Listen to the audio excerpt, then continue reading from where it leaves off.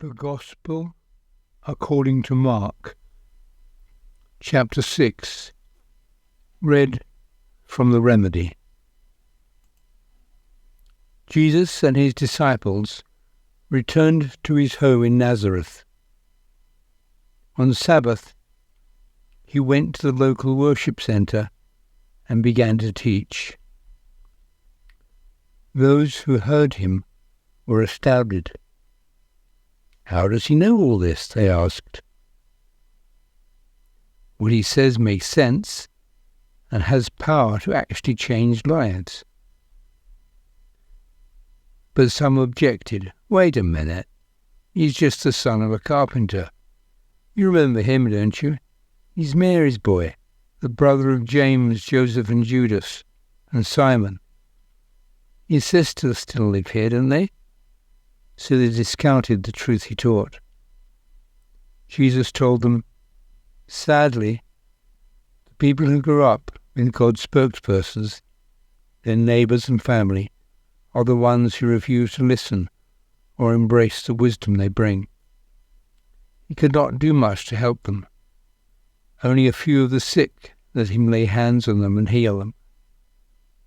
He was astounded at their refusal to trust him.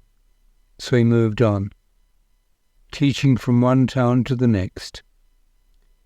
He sent the 12 out in pairs and gave them the ability to overcome evil agencies. He told them, "Don't pack anything for this trip except a walking stick. Don't take food, luggage, or money in your wallets.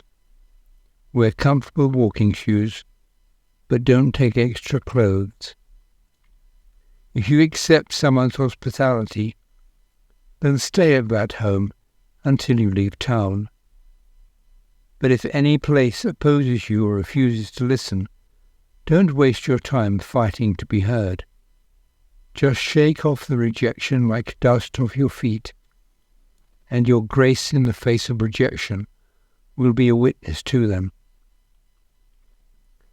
So they went out and proclaimed the remedy, admonishing people to turn away from their terminal condition. They drove away many evil forces, tended to the sick, applied oil, and healed them. All of these events were reported to King Herod, because Jesus was becoming famous, and everyone was talking about him. Some people were even suggesting, "He is John the Baptist, resurrected from the dead. So that would explain his power to work miracles." But others argued, "No way. He is Elijah." Still others said, "No. He is one of God's spokesmen, like those in the past." But Herod, when he heard about Jesus, said, "It is John. The innocent man I beheaded is come back to life." Herod was guilt-ridden because he had personally ordered for John to be arrested and had him shackled and imprisoned. He arrested John because Herodias, to whom he was married, was his brother Philip's wife, and John had exposed his wrongdoing. He had told Herod, "To take your brother's wife as your own violates God's law of love." This outraged Herodias, who resented John and plotted to kill him. But she couldn't, because Herod knew that John was a righteous man, a messenger from God, and was afraid to harm him.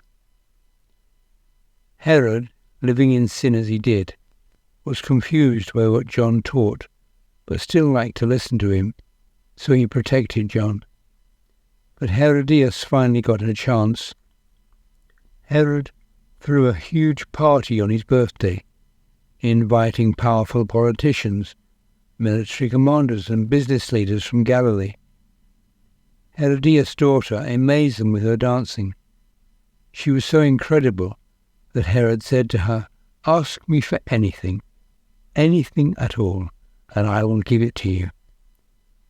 He made a promise in front of all his guests with an oath, "I will give you whatever you choose, even it is half of my kingdom." She ran to her mother, "Mum, what should I request?" Herodias answered immediately, "The head of John the Baptist." The girl rushed back to the king and said, "I want you to bring me right now the head of John the Baptist on a platter." Herod was sick, torn, and angry, but because he gave a public oath in front of his guests, he didn't want to tell her no. So he sent the head man with orders to bring back John's head. The man went to the prison and severed John's head and brought it back on a platter and gave it to the girl, who gave it to her mother.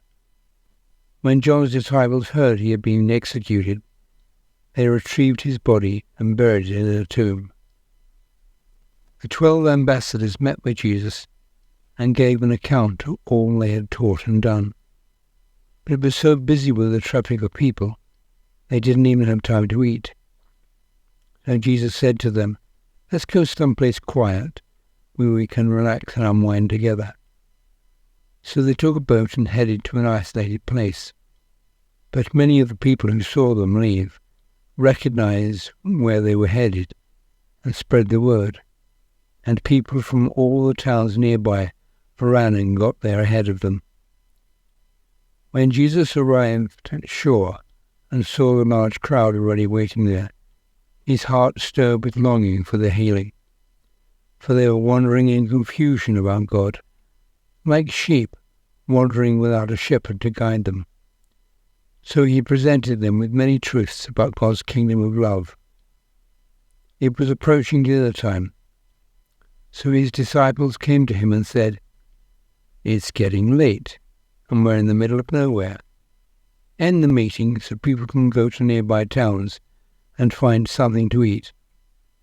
But Jesus told his disciples with all seriousness, "No need to do that. You give them something to eat." Startled, they replied, "Are you serious? That much food would cost almost an entire year's pay. Do you really want us to spend that much on bread to give away?" So Jesus asked them, "How much food do you have with you?" They checked and replied, 5 loaves of bread and 2 fish. Jesus instructed them to have the crowd break into smaller groups and sit on the green grass. So the people sat down in groups of 50s or 100s.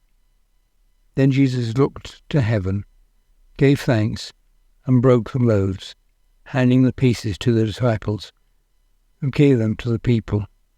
He did the same with the fish. The entire crowd ate until they were full, and the disciples collected 12 basketfuls of leftover fish and bread. The number of men who ate, not even counting women and children, was 5,000.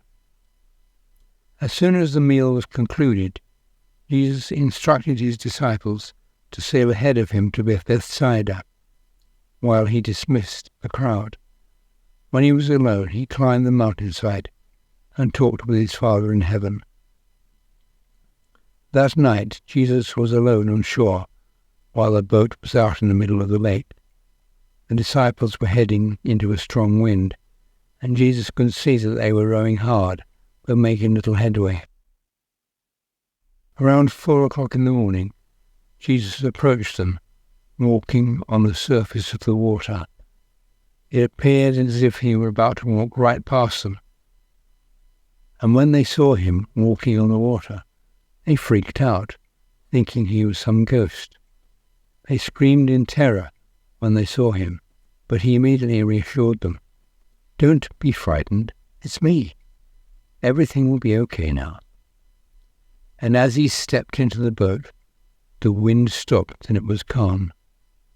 They were stunned and confused, as they were still trying to comprehend the significance of feeding thousands of people with 5 loaves and 2 fish. Their minds couldn't grasp all that was happening. After they crossed the lake, they anchored at Gennesaret, and as soon as they made it to the shore, people recognized Jesus. Quickly word about Jesus spread through the region, and crowds gathered, bringing their sick, some of them carried on mats, to wherever they thought Jesus would be. No matter where he went, small hamlets, towns, cities, or out in the countryside, the people brought their sick. They begged to touch him, even just the edge of his coat, and everyone who did was healed.